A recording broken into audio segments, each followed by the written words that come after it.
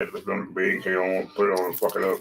Hello, hello, hello, you guys. Welcome to Life's Discussions with Dr. Jefferson. So I figured I would have the producer come on and say hi to you guys today, and we're gonna have like a brief discussion on and I'll give you guys some midday motivation.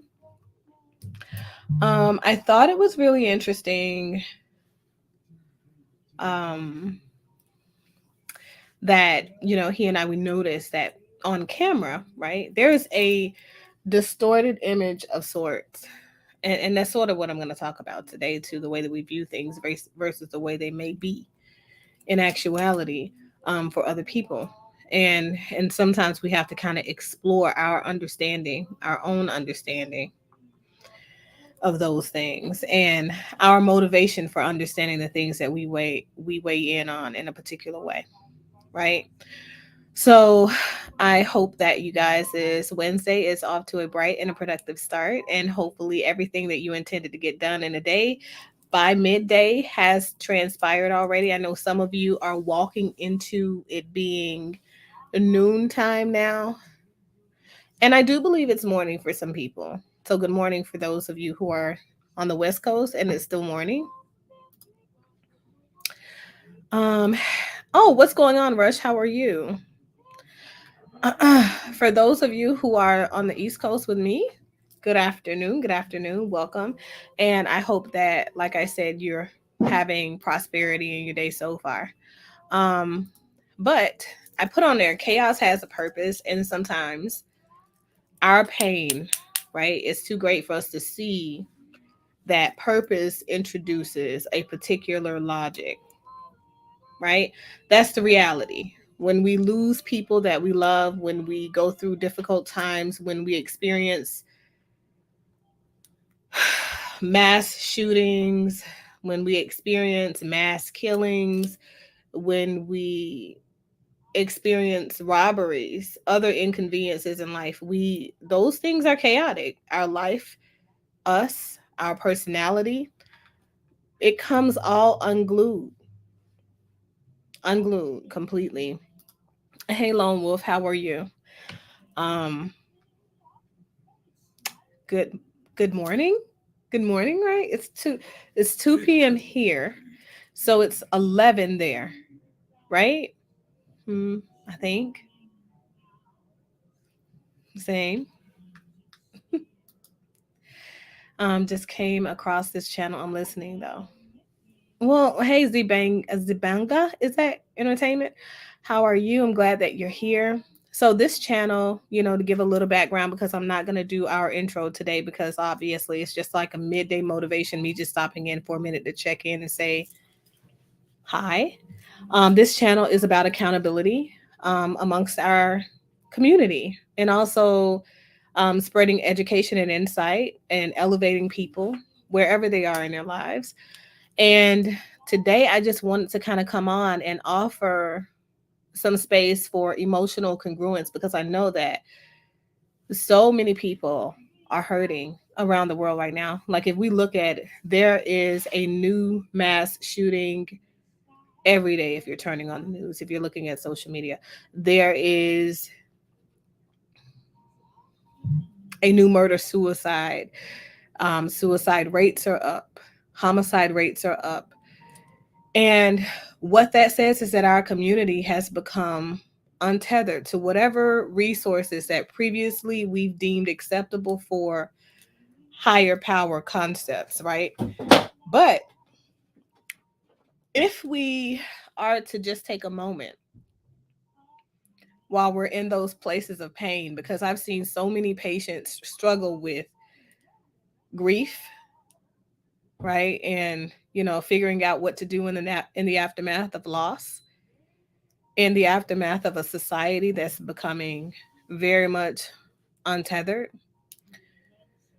What I've seen is that people get lost, we become helpless, we become hopeless, we lose sight of faith. And faith is only there because we feel like there is some logic behind it. We only believe in things because we feel like that's necessary in order for us to see the purpose in the life that we live.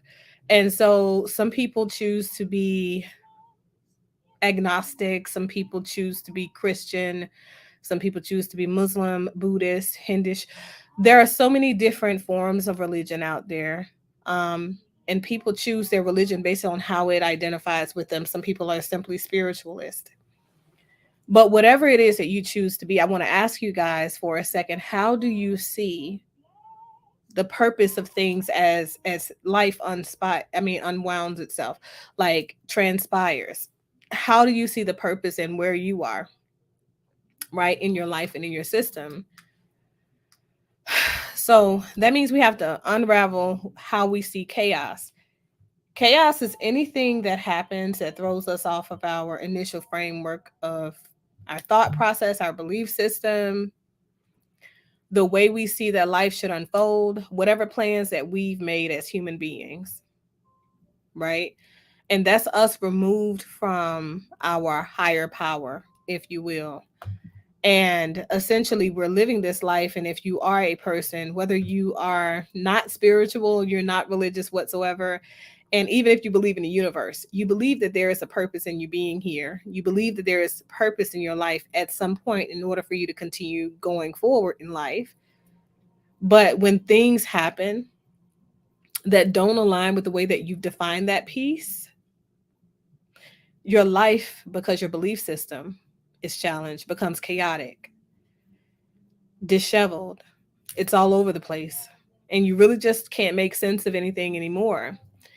And so, what I say that goes towards is us understanding the impact of our legacy and the imprint that we leave here on this earth as we live this life, and the way that we are evaluating that every day. I think loss reminds us that life is not unending.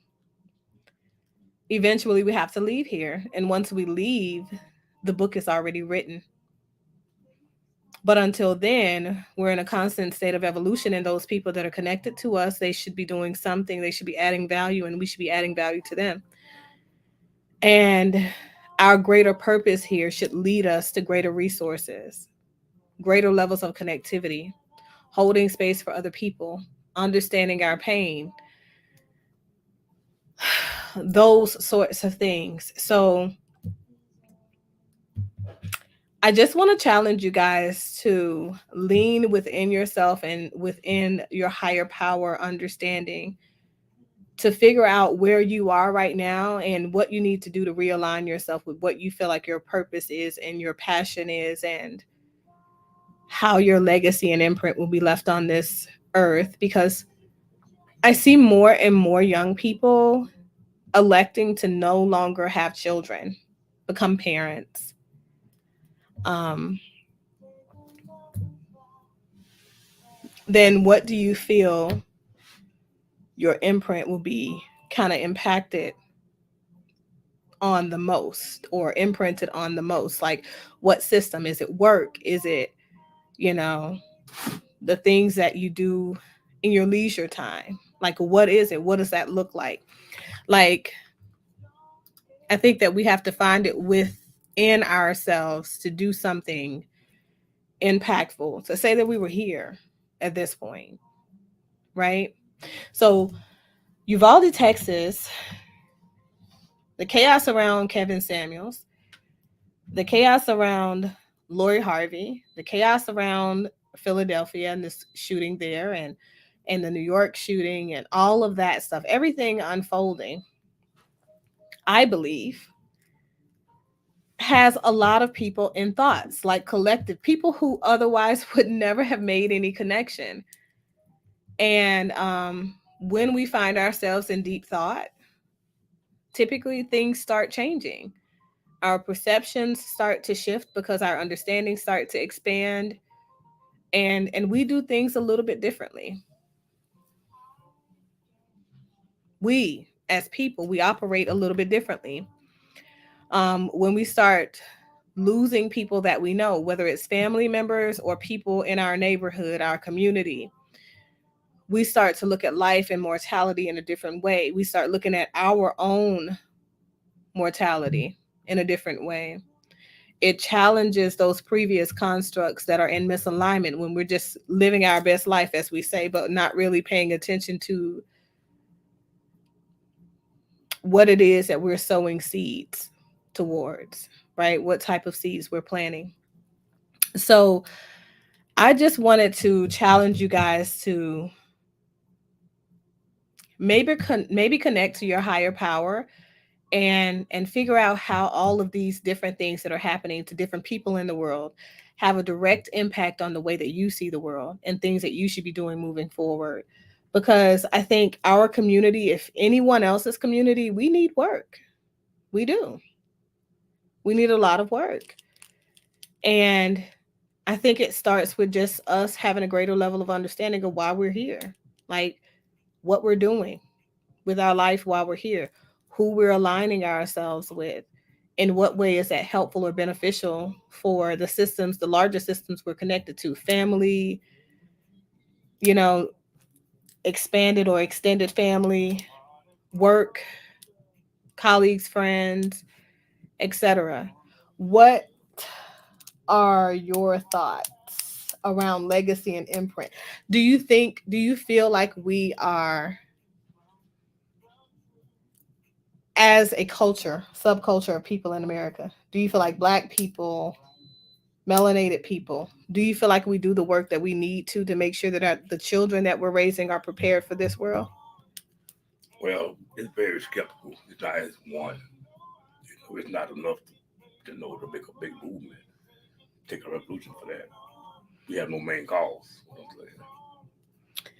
I do feel like our focus has shifted. I Right. think it's more egocentric than No, anything, no right? direction. So I'm gonna read a couple of comments before we jump off of here. Says, can a sister with a voice say something in Monique's defense? We need more sisters that speak their mind. We need them to burn it down and start over. That's interesting. I've seen a lot of headlines about Monique, but I've seen a lot of headlines about her over the past couple of years. I think for me it started with the Netflix thing, right? Mm-hmm. Like the head rap thing outside. Even before her challenging the young women, it was more At so the about the airport. Netflix wronged her in some way, and so she had Oh, some about that money issues. thing, yo. Yeah, she had some issues with compensation and the contract with them, and then her and Steve Harvey fell out. I don't know. And then now it's she and D.L. Hughley first, and then back to Steve Harvey. Correct me if I'm wrong, you guys. But I've seen Monique kind of go into an interesting place. It's got me asking some questions. I'll say that. Um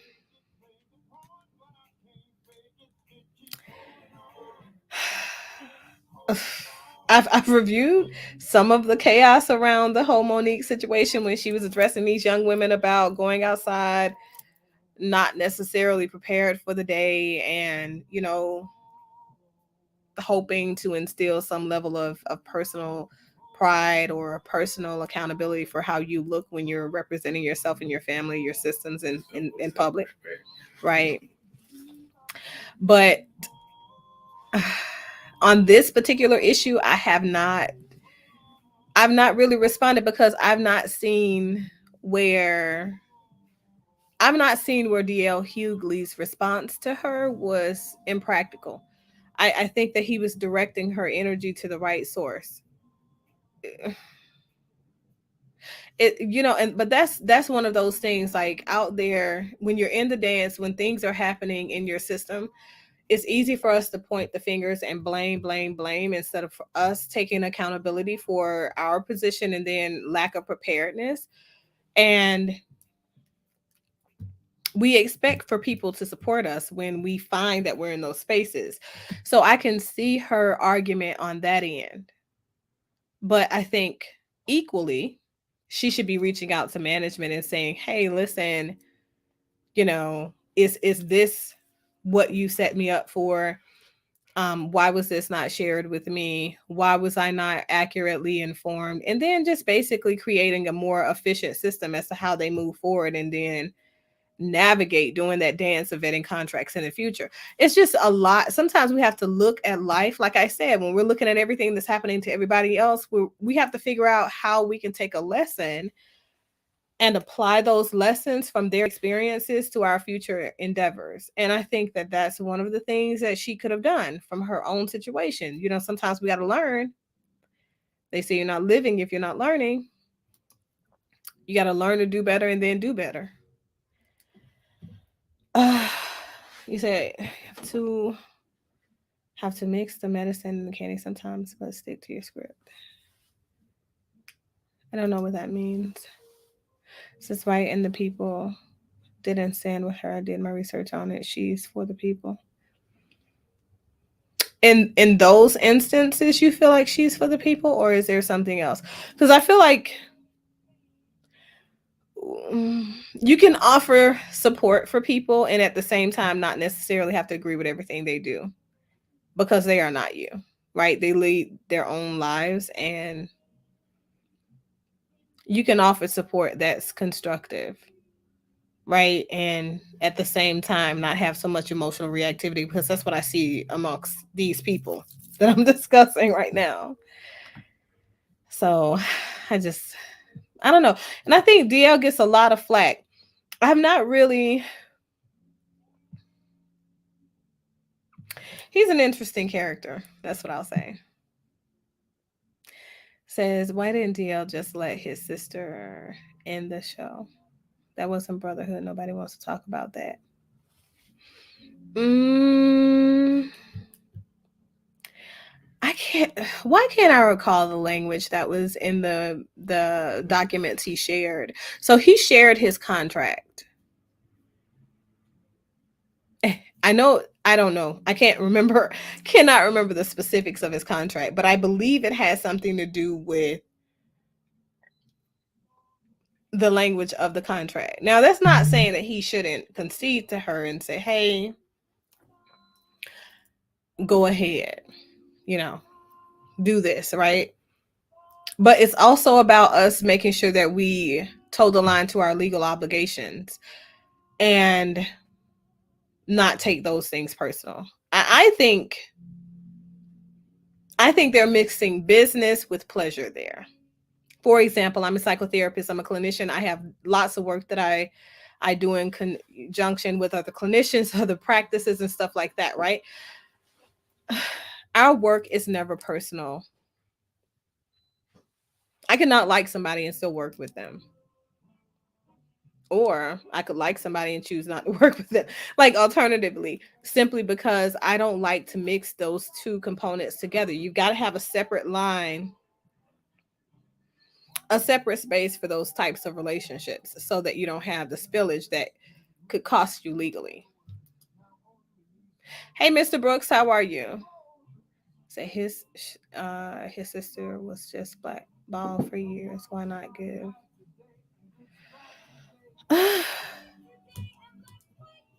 So again, right? This piece, when it comes to DL Hughley, I feel like if that's something that she wanted, she could have directly reached out to him and said, "Hey, listen, this is what my plans are. My contract doesn't read this. Does your contract read this?" Because I think that he was like the lead comedian or something, right? Is there any way that you can intercede and put in a good word for me? I think that sometimes we become too prideful to do those things, and then we take things to the court of public opinion and we want people. Those are narcissistic moves. I just want to say that we take court, take court out there to the court of public opinion, and we just air out those details that we want people to see in the picture that we want people to see versus the black and white, right? And we have to ask ourselves, like, okay, just like with the news outlets, like, are we seeing what they want us to see? Or are we seeing the whole picture? And even in that case, like, what can we take from this? I don't know. I just think that I think Monique has a lot of chaos in her life right now. And if I'm the person looking in, the lesson that I take from that is that communication, clear and concise communication, is the key to us having a stable relationship with people that are connected with us, and remaining connected in a healthy way. Doesn't mean that we agree, just that we remain connected in a healthy way. So that means that we can disagree, we can agree to disagree, or we can have different perspectives that sometimes collide, but we can come back to a healthier level of functioning and accepting the fact that we were never able to reach a resolution. So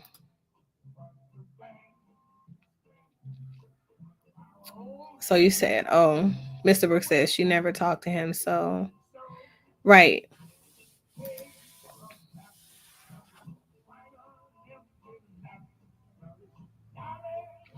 So, again, I agree.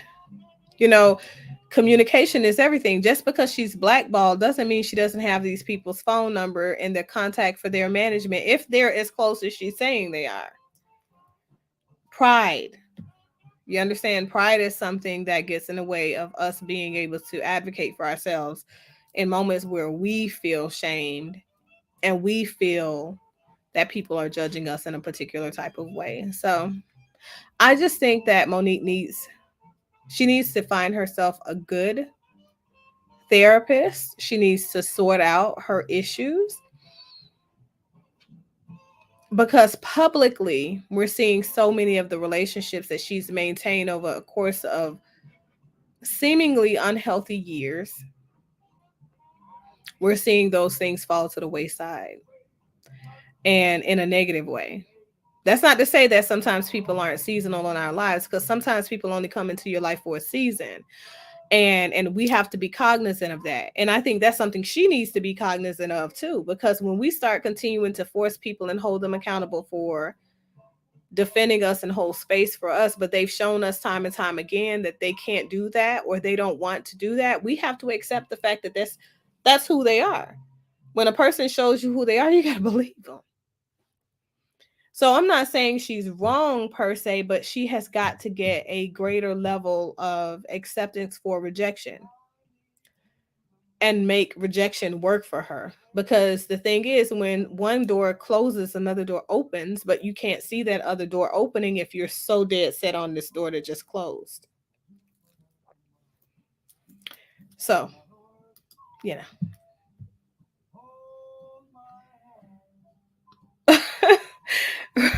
Right, Mr. Brooks. I do. When I'm doing the regular show, I do allow people to call in and to log in and stuff like that. I'm just on here for like a quick segment though today.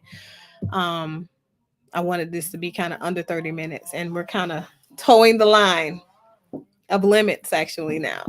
So I don't know, you guys. I hope this is helpful. And I want to thank the new follower for bringing the Monique and DL and Steve Harvey thing to a part of the conversation, because I do feel like that's a healthy dialogue to be able to have inside of yourself with yourself as you're trying to figure out kind of what your purpose is and how you're leaving your imprint on the people that are connected to you, and whether or not you're allowing people to hold space in your life where there is like it's they don't even have a place that they can hold space anymore. Like sometimes we just let people stay and they rot, and allowing something to stay in the spot where there is no room for them to be productive, you're literally intoxicating the air that you breathe and the circle that you walk in. So there is that.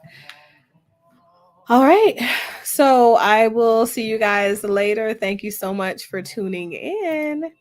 And I want to thank the producer for coming in and sharing his insights and his thoughts in the middle of my crazy day. I'm going to get back to seeing patients, and I hope that you guys have a blessed and a productive and a positivity inspired day. All right. Later days. Bye.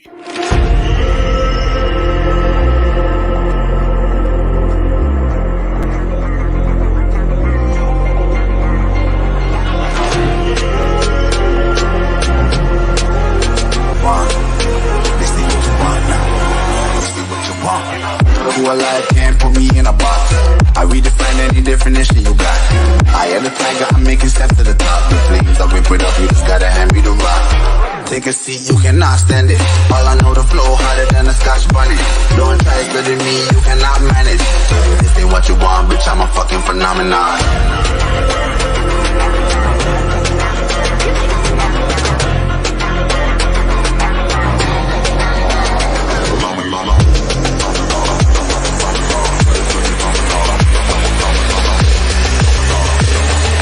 This ain't what you want, bitch, I'm a fucking phenomenon.